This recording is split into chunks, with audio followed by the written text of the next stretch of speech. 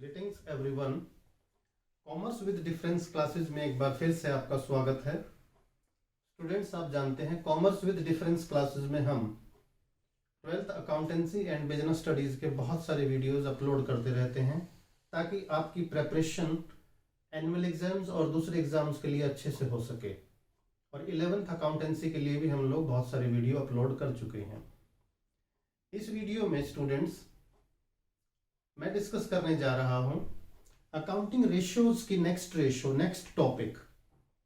Profitability ratios में आती है वो ratio, and that ratio is gross profit ratio. यानी इस वीडियो का हमारा टॉपिक है gross profit ratio. Gross profit ratio का फॉर्मूला देखिएगा students, gross profits upon revenue from operation.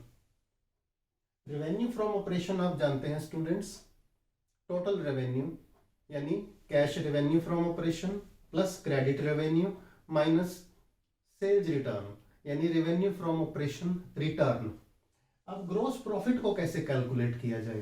Gross profit का फॉर्मूला देखिएगा स्टूडेंट्स, ग्रॉस प्रॉफिट का फॉर्मूला है, देखिए रेवेन्यू फ्रॉम ऑपरेशंस यानी जो हमारी नेट रेवेन्यू हुई है cash sale plus credit sale, या cash revenue from operation plus credit revenue from operation, revenue from operation minus cost of revenue from operation.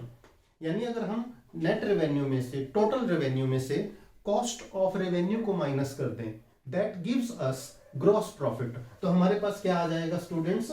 Gross profit आ जाएगा।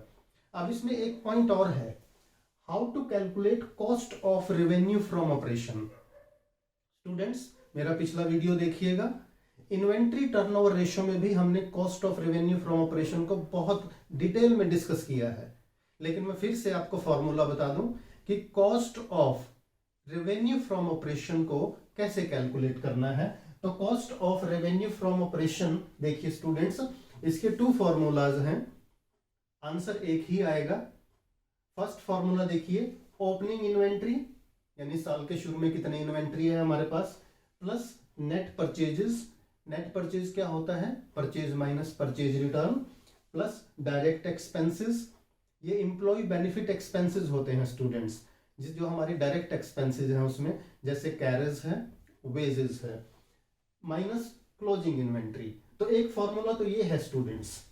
कई बार पुरानी बुक्स में ये क्वेश्चन होते हैं स्टूडेंट्स, तो कई बार अगर ये टर्म्स यूज्ड हैं तो ये फॉर्मूला यूज हो जाएगा। लेकिन जो न्यू सिलेबस या न्यू बुक्स हैं उसमें जो टर्म्स यूज होती हैं लगभग वो इस तरह से हैं, तो उस केस में ये फॉर्मूला यूज कर देना। Cost of revenue from operation का सेकंड फॉर्मूला क्या है? देखिए, purchase of stock in trade. ये वर्ड यूज होगा students, purchase of stock in trade plus change in inventory of stock in trade. यानी purchase of stock plus change in inventory. Change in inventory क्या होता है students? Opening inventory less closing inventory. वो question में given होगा। अगर ये plus में गिवन है तो प्लस कर दीजिए, और अगर ये नेगेटिव है, माइनस में है, तो इसे माइनस कर दीजिएगा। तो हमारा फॉर्मूला हुआ purchase of stock in trade plus change in inventory of stock in trade plus direct expenses.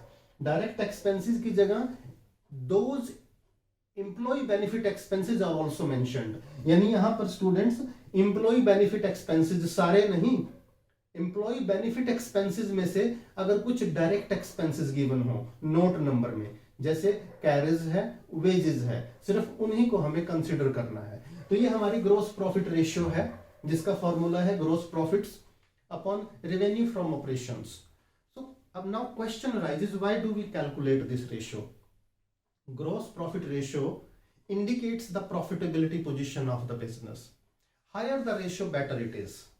ये रेशियो मिनिमम कितनी हो इसका कोई मेजरमेंट नहीं है, कोई पैमाना नहीं है स्टूडेंट्स, बट ये रेशियो इतनी सफिशिएंट हो कि हमारे सारे ऑपरेटिंग एक्सपेंसेस, क्योंकि ग्रॉस प्रॉफिट कैलकुलेट करते टाइम हम ऑपरेटिंग एक्सपेंसेस को छोड़ देते हैं, हम depreciation and other items amortised उनको छोड़ देते हैं, तो वो कवर हो जाए, हमारे इंटरेस्ट वगैरह को छोड़ देते हैं, हमने कुछ रिजर्व क्रिएट करने हैं उनको छोड़ देते हैं।